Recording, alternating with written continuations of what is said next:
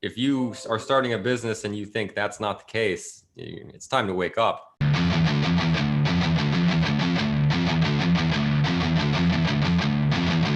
And we are live. Hello, everyone. Welcome to an episode of Entrepreneurs Give Weekly Advice. My name is Chris. I recently started a business myself, and I mean, it's going okay, but I'm not exactly quite there yet. So I thought best thing I could do is get the smart, successful people that are already running their own businesses and try see exactly what it takes to have a successful business, learn from their mistakes, and at the end see what the good parts, how they come through when you have your own business. So my first guest is Mr. Ryan Thames, like the river. Ryan, Yeah. thanks for doing this. How are Yeah, you? no, I'm good, man. I'm good. That's Doing great. good. Question one: tell us about yourself and about your business. Yeah. My business, the easiest way to describe it would be a performance marketing agency. We kind of specialize in generating leads for other people, other companies, and we sell them. And just kind of that's the business model. Really, we make money that way. It it started kind of weird. I will admit I did not end up shooting for this type of business. I originally started a publishing company and was making books and selling books on Amazon and making a bunch of money that way. And we started advertising in the back of the books. So we would make a book about like job resumes, and then we would put an ad in the back. And after a while, that kind of took off, right? And so I was like, holy crap, there's all this money in ads and advertising. So I just, chucked the book business and kind of just jumped right in. So okay, so you made kind of a transition from kind of physical into kind of digital.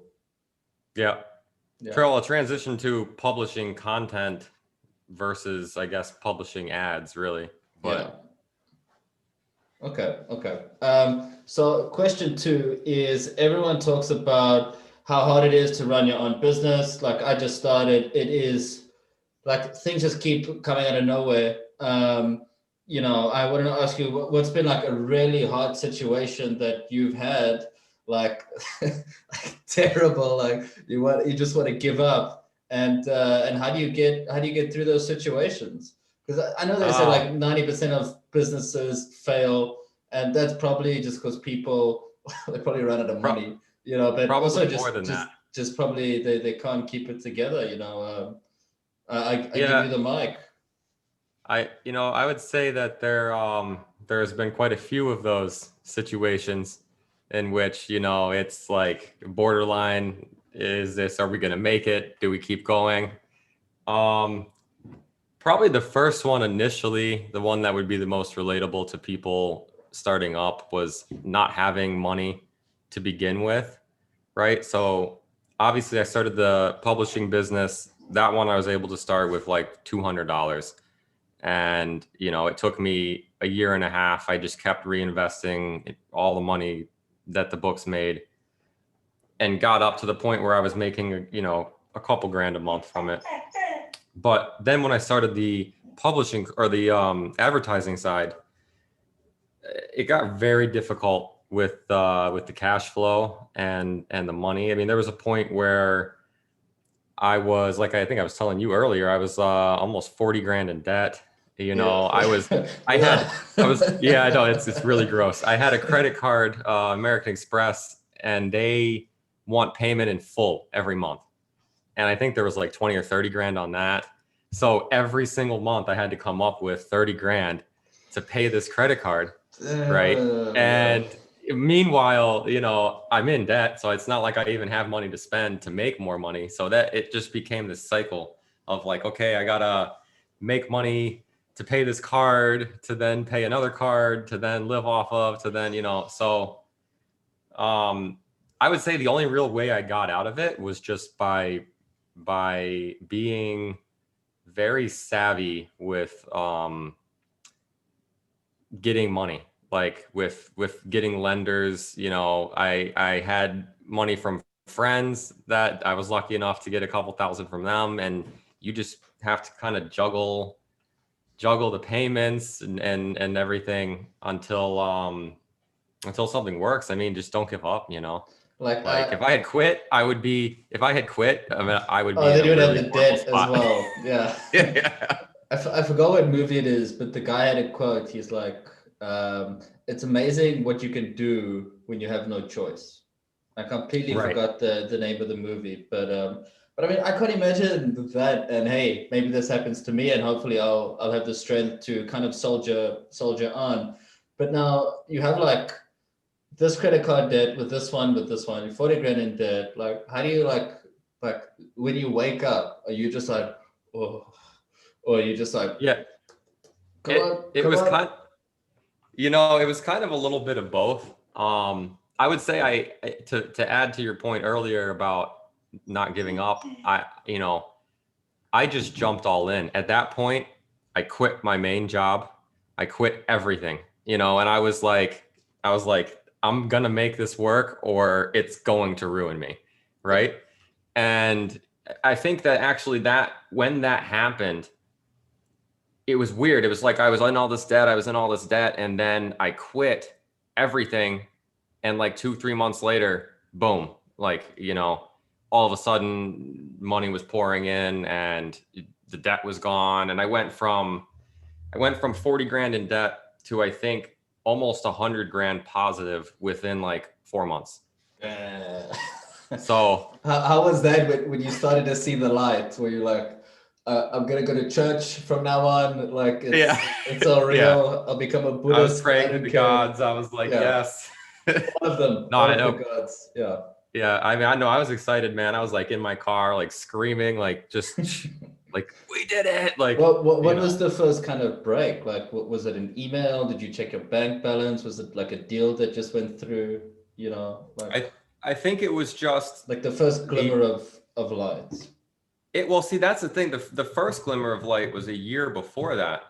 I had run an advertising campaign and it made me, I think, 20 or 30 grand profit within a short period of time. And they ended up screwing me, which I think I also told you about this. The company decided not to pay me Is it like about the 20,000. people from the other country? Yes. Okay. The people from another country that I don't live in Yeah. decided they did not have to pay me. And it Because they basically don't, Ryan. Because they don't have to pay you. they don't have to. They Yeah. really don't, which is another big lesson, always weigh your risks. It's not like But international court of like, hey, that guy never paid me, the money. Like, yeah. yeah. No, I mean, and you've experienced that with some of the business that we've had to do together in the past and my hesitancy Yeah. at, Just trust me, bro. yeah, I know, but anyway, I was doing good. I was like, wow, this business model really works. Like, I'm going to make it. And then they didn't pay me $20,000. And then that was what started this whole, debt cycle of, I see. yeah. Cause at that exact time I had taken out like a personal loan to fund the advertising. Cause I don't know how much that your viewers might not know much about it, but advertising is pretty cash intensive, a lot of money up front to pay for the ads to then get paid later. Yeah. So Yeah. You have to kind of like now with the wine, the business that I just started, it's kind of, it's early days and, COVID isn't exactly, I'm not going to make any excuses. It's just kind of in order to like flip and then you have to order the next batch, and kind of find that sweet spot. That's kind of, where you don't want too much that you're holding and too much products that you're holding, but you also need enough to keep running it. Exactly. But yeah. Yeah. Sorry.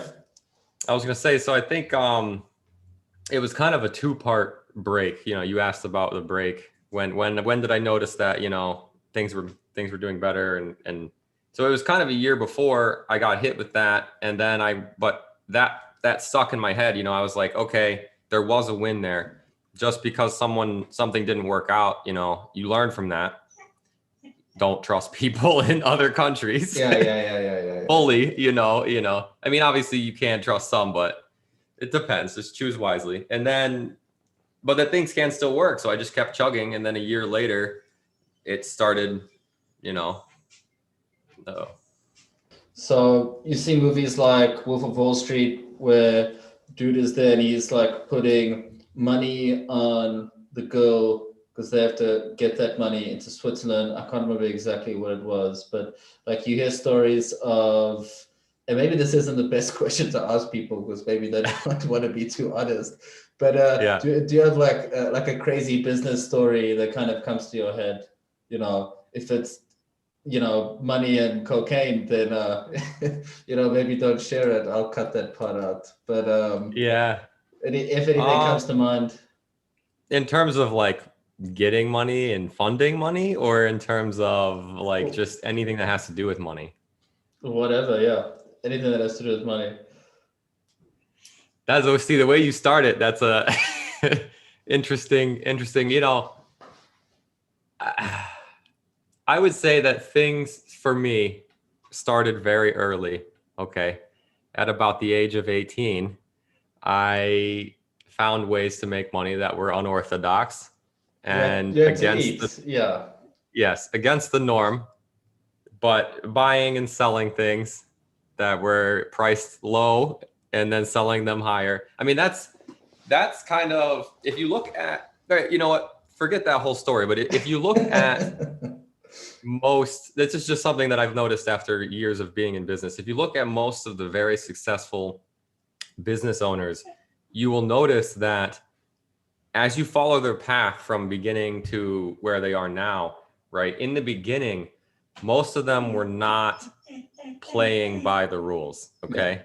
They were, and that doesn't necessarily mean you have to go do something illegal, but it certainly means that you need to find that gray area that other people are afraid to step in. And you step right in it, right? Because that's where the money is. If there's something that is a barrier that's preventing other people from going and doing something that's very lucrative, if you break that barrier, I mean, there's a chance that you're going to make money. Now, sometimes that's potentially a legal gray area.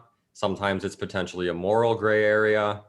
But, in my experience, those gray areas are where the majority of the money is made. And most startups that really take off, that's kind of where they start there. And then after they become well known and very profitable, they kind of ease back on that, because if once you have a brand image, you don't have to worry about that. You'll make money anyway. Donate to an orphanage or something, Right, exactly. But so yeah, forget the story that I was gonna tell. Yeah, no, of course. Well, they say as well, like people that are anyone that's in like the 100 million or like $1 billion kind of spectrum, like everyone says, like none of those guys are completely clean, No, none of them are legit. I mean, look at the president of the U.S., right? So Trump, how many times has he gone bankrupt, and how many hundreds, if not thousands, of companies has he just chosen straight up not to pay? Yeah, and paid no repercussions for it. That's a very legal gray area, especially in the US. But if there's a way that you can get out of paying a company and it keeps your company, another $500,000 in profit, then that's probably morally wrong. But the people who are willing to do that, they're going to make money. Well, if you're just powerful enough, like let's say like this whole stories of Trump in the 80s, buying this building, not giving a shit, whatever. If you do something even that isn't, if it's morally just or like gray line on the law or whatever, if you're rich enough that you have a good legal team, that you can pretty much just get anything out like that, you're kind of untouchable in a sense, You're not kind of, you're almost 100% untouchable. Yeah. I mean, even me, like, compared to that level, I'm small fry, but, there's things I can do between overseas bank accounts and, trusts and different things where my business itself can be untouchable. I could do something wrong and a company here could try to sue me, and good luck, buddy. Yeah. You know, it's not, they would have to spend so much money just trying to even uncover who I was at that point that they would give up. You know, it wouldn't be worth it. Exactly. And then even if they did, they would get access to nothing because technically I don't own anything. So, yeah. but that we can have a whole nother discussion on that. But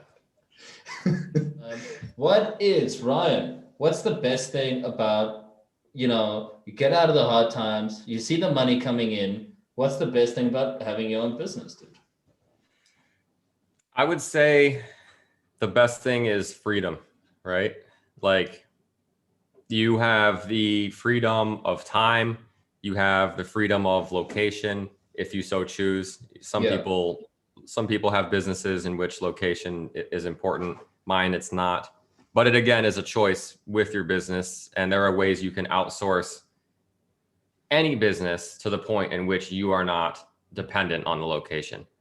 But I would say that those are the main two: freedom of time and freedom of location. Yeah. Because like when you have a business and you're making money and you decide, hey, I want to go on a beach vacation, no one tells you you can't, right? And you can do it as many times in the year as you want. Now that can affect your business profits, but you still have that choice.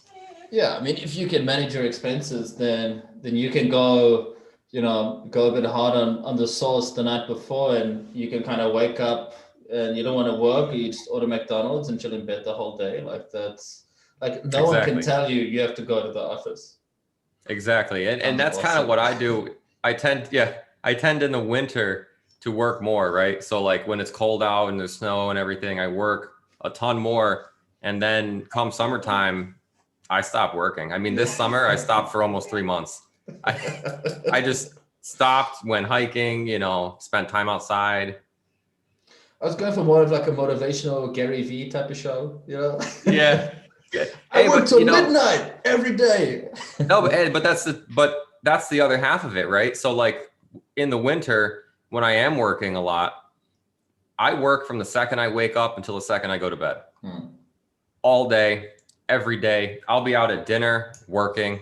If something comes up, I'm working. I'll be working in the car on the way to dinner. So it very much is a lot of work. I'm just saying that the difference is that you get to choose when you want that free time versus an employer or somebody else getting to choose for you. Yeah, no, of course. I mean, can you even imagine working for someone now? Oh my God, no, no. We went through a rough period a couple months back, and I was like, oh man, if this keeps up, things are going to get pretty sticky. And one of my friends brought up, they were like, oh man, you might have to get a job. And I'm just like, there's no way I would get fired. Right. It's like, I can run a business. I would probably be a great employee, but I'd be a pretty shitty employee because all I'd think about is running a business and how I can, I could never, I don't think. I see. Okay, Matt, running out of time. Last question. What are kind of a two-part question. General advice for anyone who's looking to start their business. Maybe they're just lazy and things aren't going their way. And what are your rules for success? Like, what is it? What are we all here for? What's the magic answer? The magic. So what does it take? I would say that the real magic, right? It isn't really magic. Okay. It's persistence. You need so anybody who wants to start a business and that's tough. My dog's here. Sorry about that. But starting a business, it's tough to give general advice because there can be so many different levels of investment required, right? Depending on the business. Mine only took a few thousand, ended up growing to 40,000. Other people, can we pause this for a second? My dog is tweaking out. Yeah, sure. I need to just let her out of the room. Okay.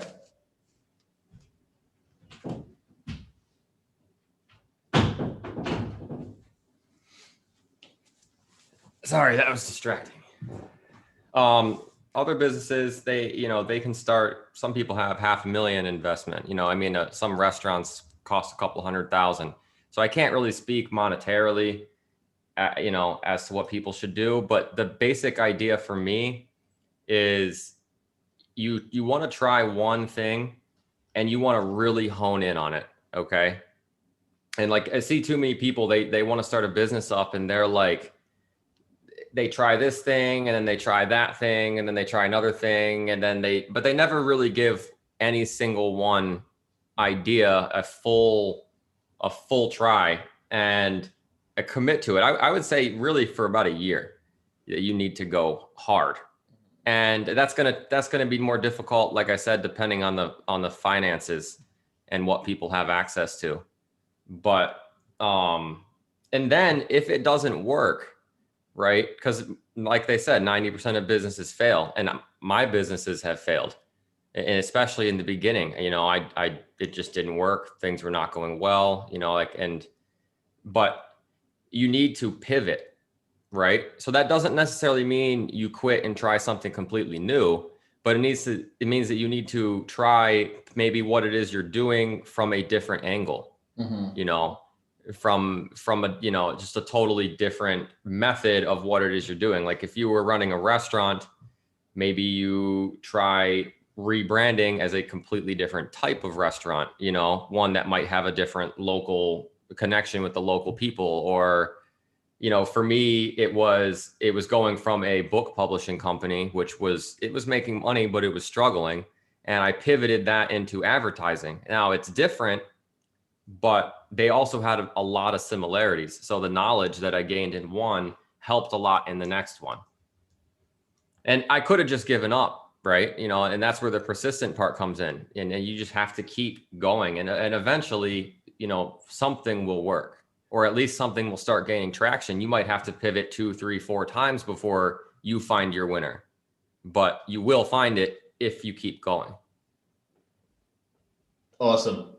Love it. Love it. That's the best. It's the best advice I could give. No, man, that's really it's just the thing. Like someone like me who just started a business and it's not necessarily going as well as I thought it would. Right. Because obviously everyone wants the shortcut. So it's kind of right.